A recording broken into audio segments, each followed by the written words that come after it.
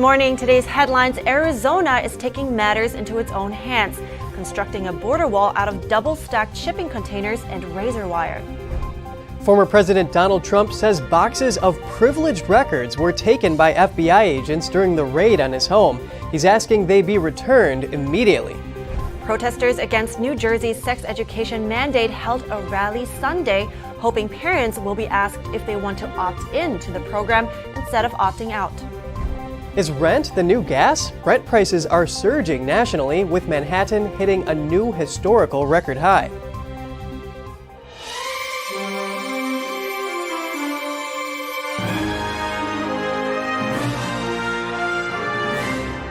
Good morning. Welcome to NTD. I'm Kevin Hogan. Good morning, and I'm Evelyn Lee. Good to have you. Happy Monday, everyone. It's August 15th.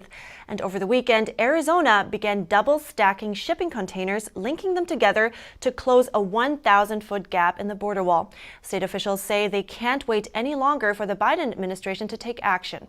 Arizona Governor Doug Ducey tweeted pictures of the construction on Sunday. The state plans to fill 3 gaps in the border wall, totaling 3,000 feet over the next few weeks. The makeshift wall will be topped with razor wire, and it will measure around 22 feet tall when completed. The existing border wall is 30 feet high. The Biden administration authorized completion of the Trump-funded U.S.-Mexico border wall near Yuma last month. The area is one of the busiest spots for illegal crossings. The federal government put the project out to bid this week, but the process could take weeks or months. Biden pledged during his campaign to end all future wall construction, but has since changed his stance, citing safety. And with the Remain in Mexico program ending last week, Arizona now wants to take matters into their own hands.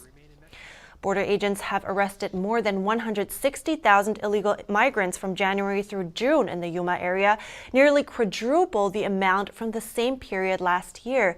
In 2021, the total was over 180,000 for the year, in sharp contrast to the around 9,000 illegal crossers arrested in 2020. Agents recorded over 140,000 gotaways since October 1st, 2021 in the Tucson sector. Those are illegal border crossers who are spotted but are never caught. Fox News reporter Bill Malugin tweeted Texas's Del Rio sector has seen approximately 400,000 illegal crossers since October, not including gotaways. Elon Musk responded to the tweet saying 400,000 from one border crossing in less than a year, and strange that this receives very little attention in the media. The Department of Homeland Security says more than 500,000 gotaways have crossed the U.S.-Mexico border since the fiscal year for 2022 began on October 1st, averaging over 55,000 per month. The FBI seized classified documents from former President Donald Trump's Mar-a-Lago home. Now, Trump says boxes of privileged attorney, client, and executive materials were among them. He's demanding those to be returned immediately. Trump made the demand in a social media post on Sunday. Attorney-client privilege refers to confidential communications between a client and an attorney. He says agents knowingly should not have taken them. The unsealed property receipt says some of the documents taken were marked top secret. The warrant in the case says he's under investigation for possibly violating provisions under the Espionage Act and obstruction of justice. Trump says he was cooperating with the National Archives and federal officials for months prior to the raid. A rally against new sex education mandates was held in Woodbridge, New Jersey on Sunday.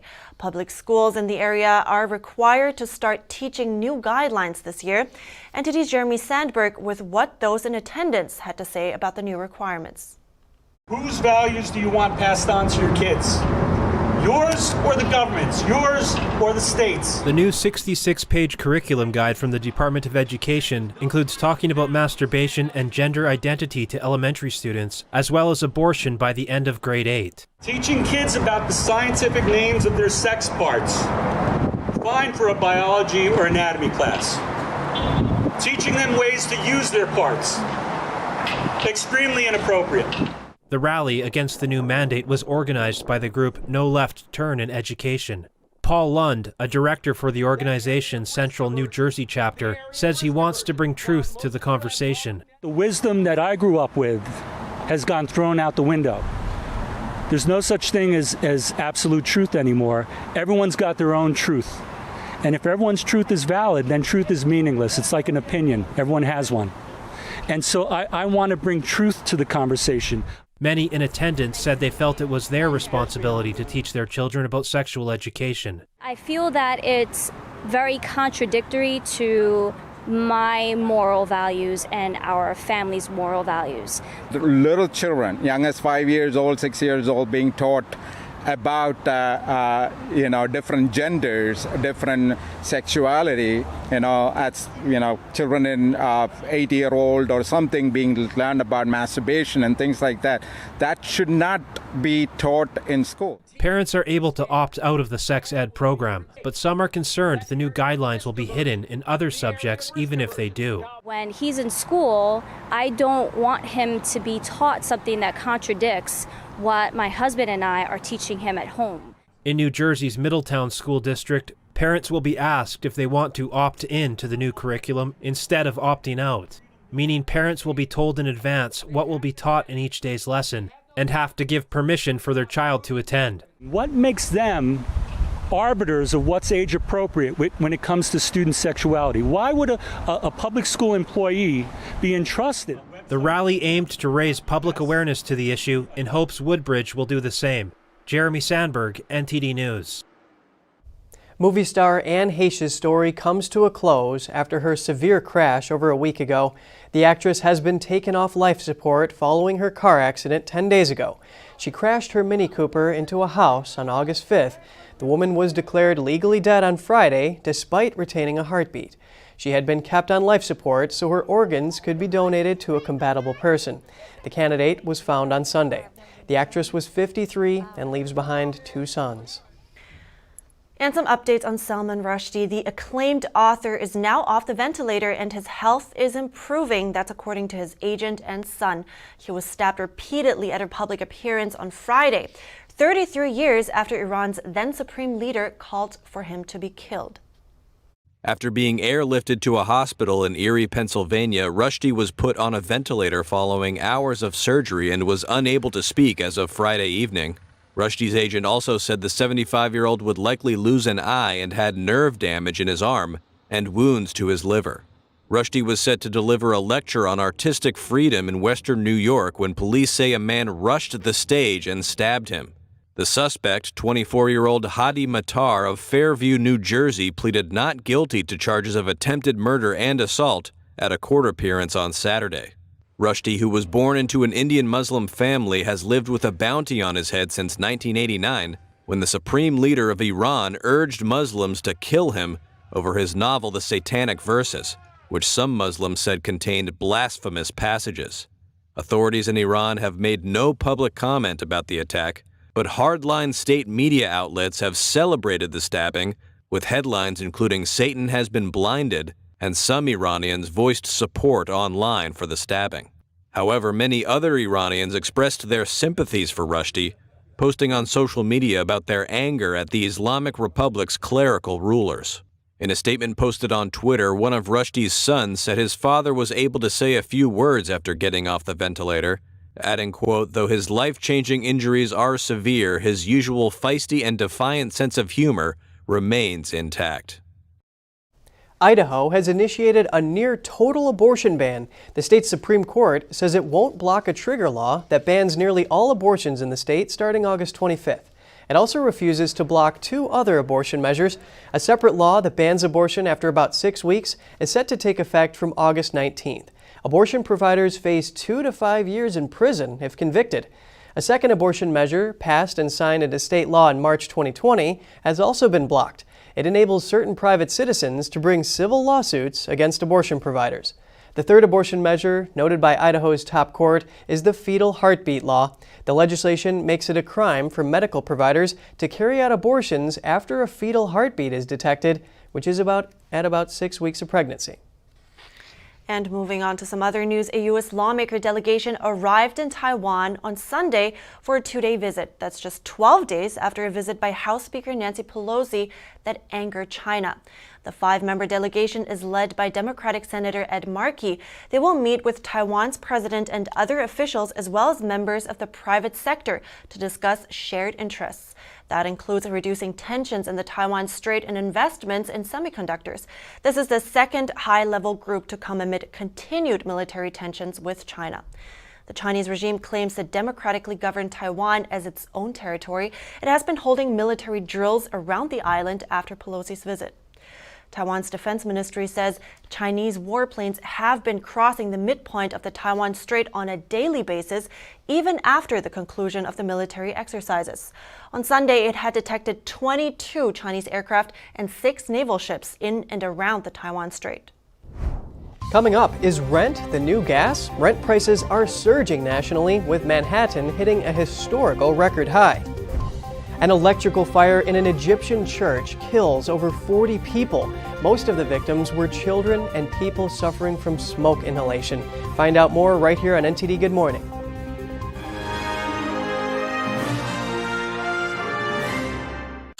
That was a shooting gallery up there. I could hear the tremble in his voice. She suffered a fairly severe beating. The video is pretty graphic. Justice for us seems almost impossible. It's not fun to watch somebody die, and they knew she was in mortal peril. They have not asked the hard questions. Why was the Capitol intentionally unsecure that day? The FBI had information about security concerns before January 6th. They're out for blood, and they're getting it. They appear to be winning. Were the actions of the Capitol Police out of line? Were there violations in use of force? Now I describe it as an inside job. I'm ready to do whatever God calls me.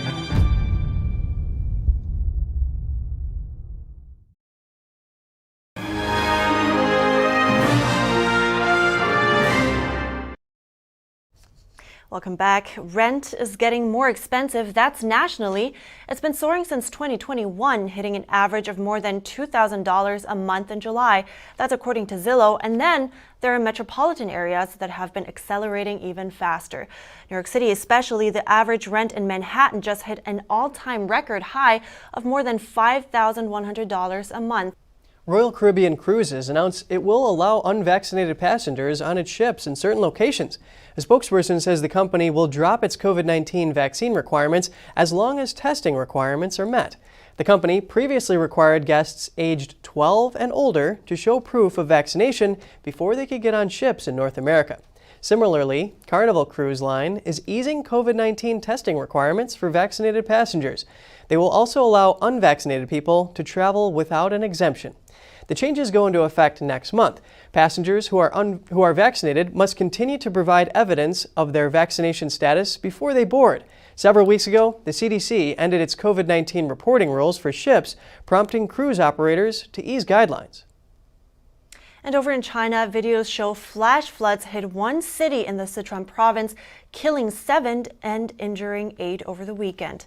After mountain rains, a torrent of water came rushing down a river in the popular recreational spot of southwestern China. The water flow in the lower reaches of the river suddenly increased in just 10 to 20 seconds. Video footage shows tourists in a riverbed being overwhelmed by floodwaters. Several people were washed away, including some children. Others were seen running from the fast approaching water. Another video circulating online shows a man with a child who got stuck in the flood, getting dragged away by the current. Tragically, the child didn't make it. Authorities deployed emergency rescue teams to the site. Last Friday, a 75-year-old man was trapped in flooding water in Mojave County, Arizona. A helicopter was sent out to rescue him. The Mojave County Sheriff's Office received a call from a bystander that a Jeep had driven into the wash. They said it rolled over onto its passenger side, was surrounded by rushing water, and was floating down the wash. A 75-year-old male was located on top of the vehicle, sitting on the driver's door. Due to the location of the Jeep in the wash, it was determined that an Arizona DPS Western Air Rescue helicopter would be used to conduct the rescue. The 75-year-old was transported back to Search and Rescue's command post, where his family took him home. The sheriff's office says he is very lucky to be alive. And out of the Middle East, a fire ripped through a packed Orthodox church during morning services in Egypt's capital on Sunday. It has killed at least 41 people, including at least 18 children. 45 were injured. About 5,000 worshipers were gathered for Sunday Mass when it happened. The fire blocked an entrance to the church, causing a stampede. Witnesses say that several trapped congregants jumped from upper floors of the church to try to escape the intense flames. 16 people were injured, including 4 policemen involved in the rescue effort. The cause of the blaze was not immediately known.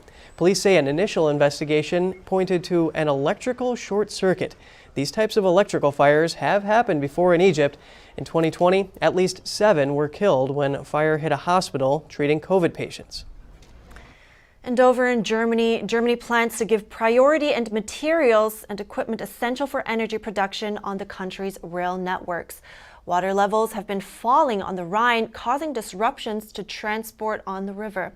While Germany is tackling an energy crisis, Germany's railway operator has given preference to trains carrying mineral oil, products, and hard coal for power generators.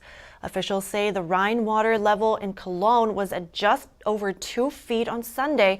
Unusually hot and dry weather are causing the low levels, making it impossible for many fully loaded vessels to navigate the critical shipping route. Vessels need around 5 feet to sail fully loaded. And coming up next, a gang boss turns minister through the forgiveness of a woman he robbed at gunpoint.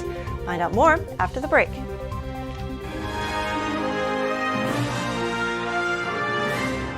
Hi, I'm Smokey Bear, and I made an assistant to help you out, because only you can prevent wildfires. Hey, Assistant Smokey Bear, call me Papa Bear, because I'm grilling up dinner. Do you get it? Yes, good job. So, what should I do with all these coals? Don't just toss them out. Put them in a metal container because those embers can start a wildfire. I understand. The stakes are high. Ha, ha, ha, ha. See, Smokey thinks I'm funny. At The Nation Speaks, we don't just scratch the surface. We want to go wide and deep.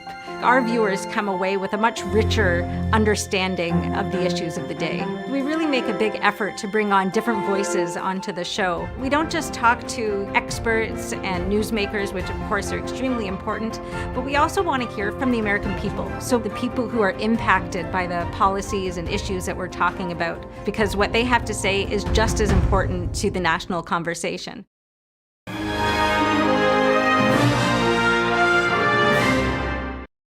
Welcome back. The tightest squeeze on living standards since at least the 1960s is forcing many pet owners in the UK to make a tough decision. Some are choosing to give up their animals to save money. Meet Harriet, the English Cocker Spaniel. She was found running along a busy road in London after witnesses say she was pushed out of a car abandoned.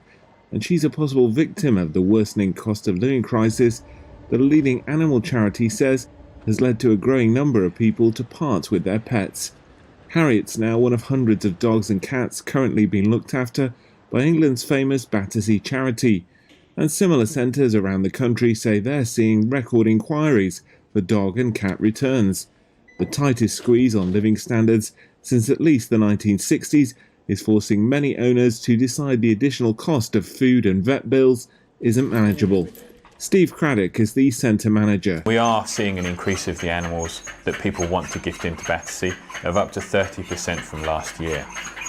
Whilst we don't have any specific data, we are seeing that some of these animals are because people are no longer able to look after them.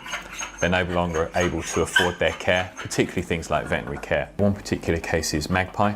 There's a cat that's come into Battersea Dogs and Cats Home just this week. Magpie has been brought in by its owner because has become pregnant, and the owner is no longer able to afford to care for Magpie or her kittens once they're born. The trend follows a surge in demand for pets during the COVID-19 pandemic lockdown. It also comes amid warnings of recession and as UK households are dealing with a massive crisis in their energy bills.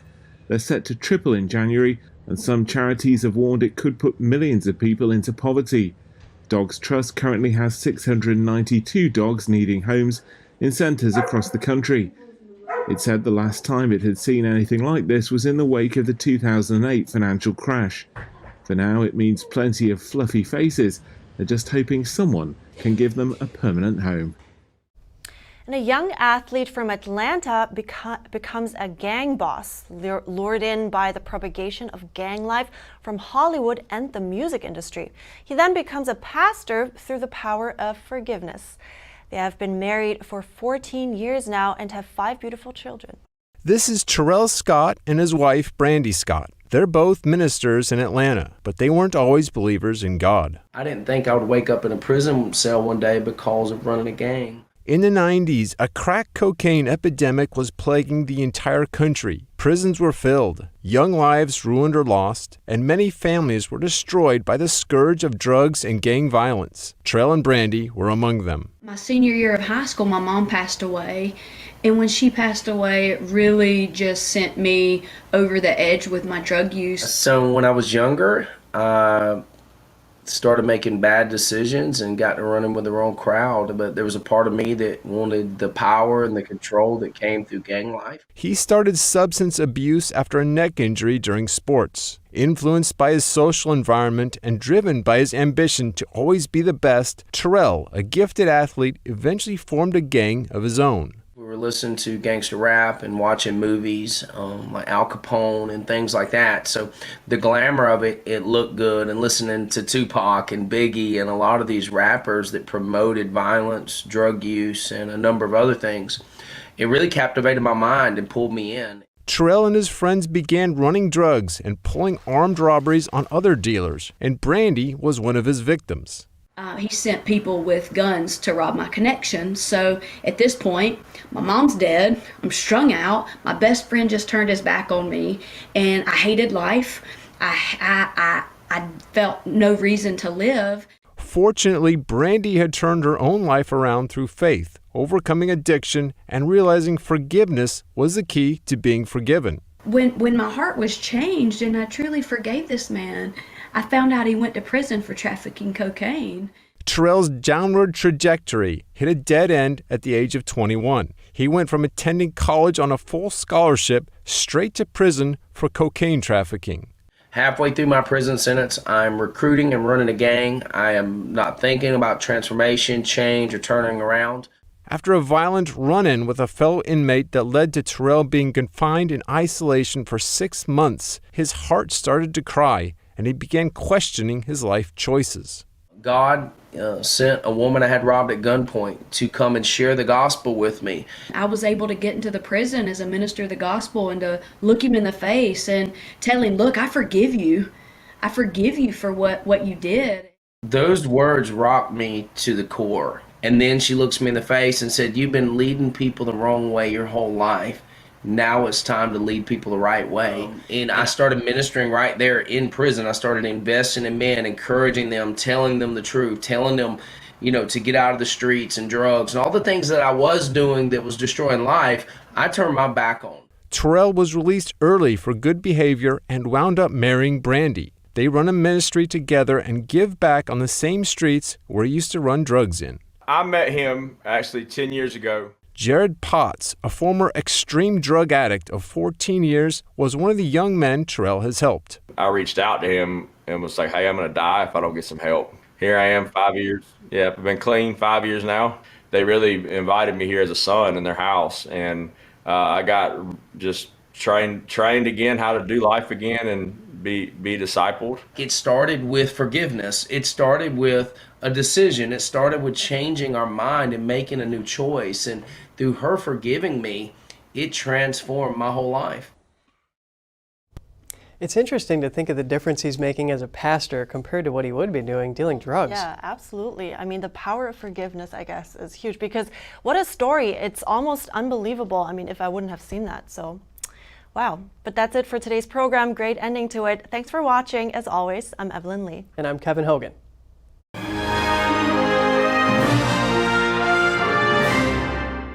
Thanks for watching us on YouTube. Did you know YouTube only keeps selective videos on its platform? So if you want to make sure you get the full picture, just subscribe to our newsletter. Go to newsletter.ntd.com and sign up. It's free.